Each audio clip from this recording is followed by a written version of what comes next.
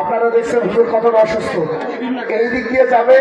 আপনাদের পায়ে হাত দিয়ে বলি, একটা লোকও যেন হুজুরের সঙ্গে মুসাফা কিংবা ডিস্টার্ব করবেন। আপনাদের কাছে মাফ চাচ্ছি ভাই।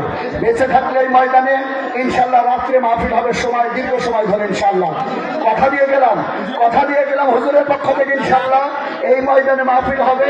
আপনারা দোয়া করেন, আল্লাহ তাআলা সুস্থতা দান করেন। আমি আপনাদের কাছে হাত জোড় করে ক্ষমা চাচ্ছি।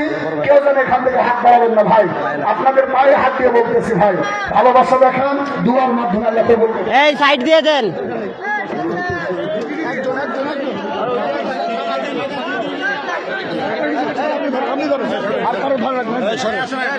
দেখি ভাই,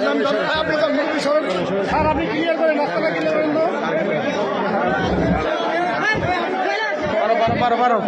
আমাদের এই মাহফিল থেকে গরিব লোকের ৯,২০০ টাকা হারিয়ে গেছে।